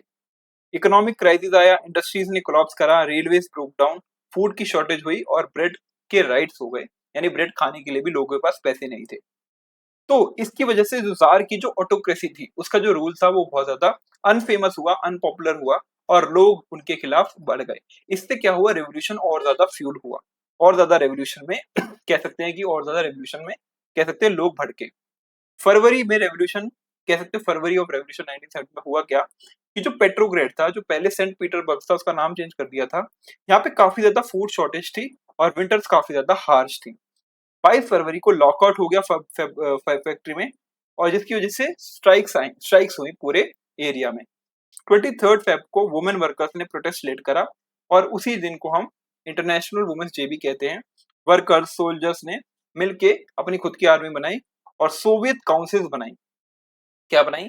सोवियत काउंसिल्स बनाई, जिसके अंदर वो लोग खुद वर्कर्स लोग खुद ही वहां पे मेंबर होंगे। 2 मार्च 1917 में जार को एब्डिकेट कर लिया गया, उसको पकड़ लिया गया और प्रोविंशियल गवर्नमेंट सेटअप की गई। बट सोवियत स्टिल इन्फ्लुएंशियल थे, वहां पे भी सोवियत जो है अभी भी इन्फ्लुएंशियल थे, लेकिन गवर्नमेंट किसकी बनी? प्रोविंशियल गवर्नमेंट बनी। अक्टूबर रेवोल्यूशन ऑफ 1917, यहाँ पे प्रोविंशियल गवर्नमेंट काफी ज्यादा अनपॉपुलर हो गई, ठीक है। कंटिन्यूड वॉर और नो लैंड रिफॉर्म्स, वॉर अभी भी कंटिन्यू थी, फर्स्ट वर्ल्ड वॉर अभी भी कंटिन्यू थी, लेकिन कोई लैंड रिफॉर्म नहीं हुआ था। लेनिन अप्रैल थीसिस, तो लेनिन ने अप्रैल में एक थीसिस निकाली, एक बुक निकाली और उसने कहा कि हमें वॉर को एंड कर देना चाहिए, जो पीजेंट्स हैं उनको लैंड मिल जानी चाहिए और बैंक्स को नेशनलाइज कर दो, ठीक है। 24 अक्टूबर 1970 में बोल्शेविक रेड गार्ड्स ने गवर्नमेंट ऑफिस को सीज कर लिया। उसका नाम क्या था? Bolshevik red guards. और उन्होंने क्या कर लिया? गवर्नमेंट ऑफिस को सीज कर लिया। विंटर पैलेस पे अटैक किया गया और मिनिस्टर्स को अरेस्ट कर लिया गया। बोल्शेविक ने पावर ले ली अपने हाथ में और Russia became the world first socialist state. अब रशिया जो था वर्ल्ड का फर्स्ट सोशलिस्ट स्टेट बन चुका था, ठीक है। और अब क्या हुआ कि अक्टूबर के बाद क्या हुआ, सोशलिज्म और तेजी से बिल्ड होने लगा। बैंक्स और इंडस्ट्रीज को नेशनलाइज कर दिया गया, लैंड को रीडिस्ट्रीब्यूट करा among the peasants, old titles जो अरिस्टोक्रेसी थे उसको बैन कर दिया गया by the Lenin government, Bolshevik का नाम चेंज करके कम्युनिस्ट पार्टी बना दिया। इलेक्शंस हुए लेकिन असेंबली को रिजेक्ट कर दिया, असेंबली रिजेक्टेड बोल्शेविक पॉलिसीज, तो इस वजह से असेंबली को भी डिसॉल्व कर दिया। रशिया अब बन गया वन पार्टी स्टेट, ठीक है, रशिया बन गया वन पार्टी स्टेट। और यहाँ पे एक सीक्रेट पुलिस को बनाया गया जिसका नाम था चेका, बाद में उसका नाम ओजीपीयू कर दिया, फिर एनकेवीडी। और उसने जो भी उनके खिलाफ, बोल्शेविक्स के खिलाफ आवाज उठाता था, उसको वो लोग क्या करते थे, उसको वो लोग पनिश करते थे, पकड़ लेते थे। तो इसके रूल के जो बोल्शेविक रूल्स था उसके खिलाफ लोगों ने आवाज उठाई और सिविल वॉर हुई 1918-20 में। यहाँ पे जो रेड्स थे वो बोल्शेविक कहलाए गए, और उनकी लड़ाई किसके साथ थी, व्हाइट्स की, जो मोनार्किस्ट थे, जो मोनार्क को सपोर्ट करते थे, लिबरल्स, फॉरेन पावर्स। यहाँ पे फॉरेन इंटरवेंशन हुई, लाइक ब्रिटेन, फ्रांस, जापान और यूएसए ने सपोर्ट करा व्हाइट्स को। वाइड स्प्रेड फेमाइन हुआ, काफी ज्यादा कह सकते हो भुखमरी फैली, बैंडिट्री हुई, और 1920 तक बोल्शेविक फिर वापस जीत गए और उन्होंने यूएसएसआर, ठीक है, 1922 में उसका नाम चेंज कर दिया यूएसएसआर, ठीक है, उसकी पार्टी बनाई, यानी कह सकते हो कि पूरे रशिया को एक नया नाम दिया गया यूएसएसआर, ठीक है, सोवियत यूनियन कहते हैं उसको। फिर बना मेकिंग अ सोशलिस्ट सोसाइटी, ठीक है, अब उन्होंने और ज्यादा काम करने लगे कि सोशलिस्ट सोसाइटी कैसे बनाए। तो सबसे पहले उन्होंने करा कि हम प्लान्ड इकोनॉमी यानी 5 ईयर प्लान बनाएंगे, और 1927 से उसकी शुरुआत हुई। उनका टारगेट था production of coal, steel, oil, इसको डबल करना था उनका प्रोडक्शन। और पहले 10 साल में उन्होंने यही करा कि इंडस्ट्रीज पे बहुत ज्यादा फोकस करा, industrial growth but poor working condition. Industries growth तो हुई बट वर्किंग कंडीशंस काफी ज्यादा पुअर थे, सैनिटेशन, हाउसिंग का काफी ज्यादा इशू था, ठीक है। Education, health care, creches, public housing introduce किया गया उसके बाद। फिर लेनिन के डेथ के बाद बोल्शेविक की कमान संभाली स्टालिन ने। स्टालिन, तो उन्होंने कह सकते हो उनकी फिलॉसफी को स्टालिनिज्म और कलेक्टिवाइजेशन की फिलॉसफी उन्होंने निकाली, उन्होंने नई अप्रोच निकाली कलेक्टिवाइजेशन की।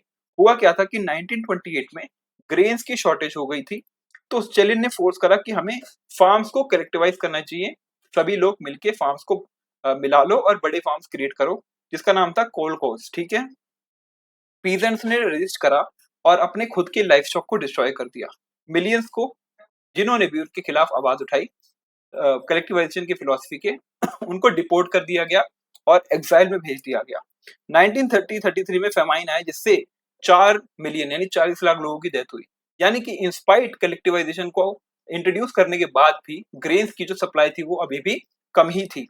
हार्श रिप्रेशन हुआ, क्रिटिक्स को अरेस्ट कर लिया गया, एग्जीक्यूट कर लिया गया और लेबर कैंप्स में भेज दिया गया। ग्लोबल इन्फ्लुएंस ये हुआ कि यूएसएसआर ने वर्ल्ड वाइड कम्युनिस्ट मूवमेंट्स को काफी ज्यादा इंस्पायर किया। कमिंटर्न 1919 में एक इंटरनेशनल कम्युनिस्ट ऑर्गेनाइजेशन बनी by the Bolsheviks. Colonial countries like India वो काफी ज्यादा इंस्पायर्ड थे, लाइक जवाहरलाल नेहरू, रविंद्रनाथ टैगोर, और उन्होंने यूएसएसआर में विजिट करा और काफी ज्यादा प्रेज करा उनके आइडिया को। और Indian writers like R S Awasthi, S G Vidyalankar, वो उनके बारे में लिखते भी हैं। 1950 तक USSR became a global power but lost democratic ideas. Summary की बात करें तो क्विक रीजन हमने ऑलरेडी ले लिया है, जल्दी से लेते हैं कि लिबरल्स, रेडिकलिस्ट और कंजर्वेटिव डिफरेंट विजन था उनका चेंज के लिए। सोशलिज्म ने अपोज करा प्राइवेट प्रॉपर्टी को, और मार्क्सिज्म ने स्ट्रॉन्गेस्ट आइडियोलॉजी को सपोर्ट करा कि हमें सोशलिस्ट और कम्युनिस्ट स्टेट कन्वर्ट करना है। रशिया में जार की ऑटोक्रेसी थी, पुअर इकोनॉमी थी, वर्ल्ड वॉर 1, रेवोल्यूशन, मतलब हमने ऑलरेडी समझ चुके हैं, इतना शॉर्ट में आप समझ नहीं पाओगे, इसको पढ़ लेना, ठीक है। हमने बात करी थी कि एंड ऑफ द चैप्टर की एक्सरसाइज भी डिस्कस कर लेंगे। पहला क्वेश्चन था कि what were the social, economic and political conditions in Russia before 1905। तो सोशल कंडीशंस क्या थी कि रशियन एम्पायर जो है मल्टीनेशनल था, Poles, Finns, Ukrainians, Muslims, Buddhist, ठीक है, ये सभी लोग कैथोलिक्स, डिफरेंट रिलीजन्स थे। 85% पीजेंट्स थे जो कि काफी ज्यादा पुअर और कम्यून्स में रहते थे। मीर जो खुद हेड होता था, लैंड को डिस्ट्रीब्यूट करता था। पीजेंट्स को हैवी ड्यूज पे करने पड़ते थे और वो चाहते थे कि लैंडलॉर्ड्स की लैंड उनको मिल जाए। वर्कर्स को लॉन्ग आवर्स तक काम करना था, पड़ता था 15 घंटे तक, ठीक है। काफी कम वेजेस थे और पुअर हाउसिंग थी। डिवीजन था वर्कर्स के बीच में, स्किल्ड और अनस्किल्ड, लेकिन वो जब भी स्ट्राइक होती थी तो मिल जाते थे। इकोनॉमिक कंडीशन की बात करें तो रशिया एग्रीकल्चरल इकोनॉमी थी और इंडस्ट्री सिर्फ कुछ ही रीजन्स लाइक सेंट पीटर्सबर्ग और मॉस्को में थी। फैक्ट्रीज जो थी वो मॉडर्न थी, लेकिन इंडस्ट्रियल वर्कर्स काफी कम थे, less than 10%। Industries textile metal privately owned थी। मेजर जो ग्रेन एक्सपोर्टर था रशिया था, येट उसके पीजेंट्स जो है हंगरी रहते थे। फ्रीक्वेंट फेमाइन्स आए because of poor conditions. Political conditions ये थी कि जार निकोलस वहां पे रूल कर रहे थे, वो एक ऑटोक्रेसी मोनार्क थे। कोई पार्लियामेंट नहीं थी, कोई कॉन्स्टिट्यूशन नहीं था, कोई पॉलिटिकल फ्रीडम नहीं थी लोगों के हाथ में।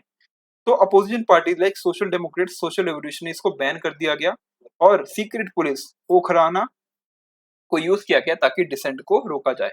प्री 1905 रशिया इकोनॉमिकली बैकवर्ड था, सोशली अनजस्ट था, पॉलिटिकली ऑटोक्रेटिक था और कंडीशंस इसी वजह से राइज हुई कि हमें रेवोल्यूशन करना चाहिए। In what ways was the working conditions for working population Russia different from other countries in Europe after 1917? यानी मोस्ट यूरोप में वर्कर्स जो हैं मोर इंडस्ट्रियलाइज थे, लाइक ब्रिटेन और जर्मनी में। ट्रेड यूनियंस बनाए गए थे, political parties like labour party और सोशलिस्ट कह सकते हो कि पार्टी बनाई गई थी। ठीक है, लेकिन रशिया में वर्कर्स काफी स्मॉल नंबर में थे, कंसंट्रेटेड थे काफी बड़ी बड़ी फैक्ट्रीज में लाइक सेंट पीटर्सबर्ग और मॉस्को में। सम डिविजन थे स्किल्ड मेटल वर्क्स का और कैजुअल लेबर का। वुमेन वर्कर 31% थी, लेकिन अंडरपेड थी। Instead of gradual reforms Russian workers turn to strikes, demonstration, radical politics, और जो काफी ज्यादा वायलेंट थी। Workers closely link with peasants unlike Europe where peasants declining.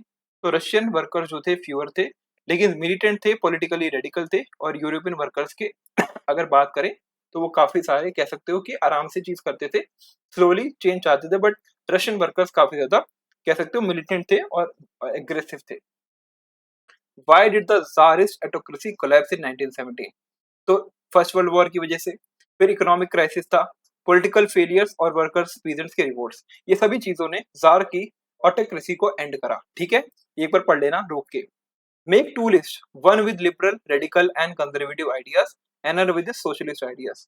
तो लिबरल्स के आइडिया क्या थे कि रिलीजियस टॉलरेंट थे, इंडिविजुअल के राइट्स को सपोर्ट करते थे, गवर्नमेंट बाय इलेक्टेड पार्लियामेंट चाहते थे, और जहां पे पार्टी मेंस के पास प्रॉपर्टी हो उन्हीं को वोटिंग का अधिकार हो। रेडिकल्स चाहते थे कि गवर्नमेंट गवर्नमेंट बने तो मेजोरिटी से बने, वुमेन्स के राइट्स को सपोर्ट करते थे और वेल्थ कंसंट्रेशन के खिलाफ थे। कंजर्वेटिव जो थे वो स्लो चेंज चाहते थे, पास्ट के ट्रेडिशंस की रिस्पेक्ट होनी चाहिए, वो ये चाहते थे। और उन्होंने ग्रेजुअल रिफॉर्म्स को एक्सेप्ट करा, ना कि ड्रास्टिक रेवोल्यूशन को। सोशलिस्ट जो थे वो प्राइवेट प्रॉपर्टी के अगेंस्ट थे, वो कलेक्टिव और सोशल ओनरशिप को सपोर्ट करते थे। वेल्थ को डिस्ट्रीब्यूट होना चाहिए, ना कि एक किसी एक के हाथ में हो। स्टेट जो है वो प्रोडक्शन को कंट्रोल करे, और इंस्पायर्ड थे मार्क्स और फ्रेडरिच एंजल्स के आइडियाज से। ठीक है, जो वो कहते थे कि वर्कर्स को ओवरथ्रो कर देना चाहिए कैपिटलिज्म को। What were the main reasons जो brought about by the Bolshevik immediately after the October revolution? Like उन्होंने पॉलिटिकल चेंजेस लाए, ठीक है, इकोनॉमिक चेंजेस लाए, नेशनलाइज कर दिया बैंक्स को, ठीक है, लैंड को कॉन्फिस्केट कर लिया, रीडिस्ट्रीब्यूट कर लिया पीजेंट्स के अमंग, वर्कर्स को फैक्ट्री का कंट्रोल मिल गया। सोशल चेंज यह रहा है कि इक्वालिटी को डिक्लेयर किया गया, एरिस्टोक्रेट्स को बैन कर दिया गया, ओल्ड प्रिविलेजेस को एंड कर दिया गया, और नोबल्स चर्च को एंड कर दिया गया, एजुकेशन और हेल्थ केयर को एक्सपेंड किया गया, और administrative changes like Soviet workers council बनाई गई जहां पे ज्यादा पावर वर्कर्स को दी गई, और इलेक्शंस हुए कॉन्स्टिट्यूंट असेंबली के, जिसको डिसॉल्व करा गया when it opposed to Bolshevik. Bolshevik turned Russia into world first socialist state. ठीक है, write a few lines to show know you about kulaks Duma worker womens between 1900 and 1930 और the liberals. तो कुलक्स जो थे wealthier peasant थे Russia के, वो large farms own करते थे और लेबर्स को हायर करते थे, कलेक्टिवाइजेशन के अगेंस्ट थे, और स्टालिन ने उनको बैन कर दिया, उनको डिपोर्ट कर दिया और उनको मार भी दिया। डूमा जो थी एक रशियन पार्लियामेंट थी जो 1905 के रेवोल्यूशन के बाद बनाई गई थी। जार ने इसको अलाउ किया रिलेक्टेंटली, लेकिन कुछ दिनों बाद इसको अपोज करा और हटा दिया, और ये became a symbol of people's demand for representation. यानी लोगों की एक डिमांड बन गई कि हमें रिप्रेजेंटेशन करना है तो डूमा आना चाहिए। वुमेन वर्कर्स की बात करें तो 31% जो है फैक्ट्री में काम करती थी, लेकिन अंडरपेड थी। टेक्सटाइल इंडस्ट्रीज, केमिकल में काफी कम पैसे मिलते थे, लंबे समय तक काम करना पड़ता था, और काफी की रोल प्ले करा था स्ट्राइक्स में ऑफ द February 1917।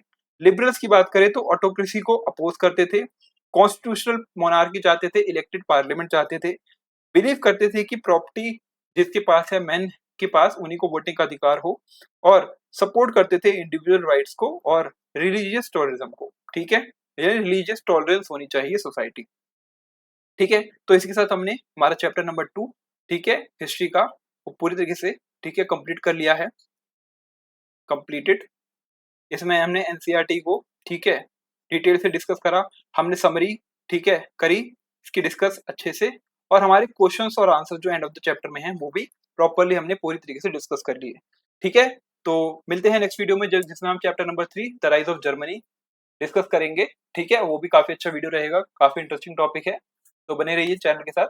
ठीक है, और वीडियो देखते रहिए। Thank you so much guys, bye.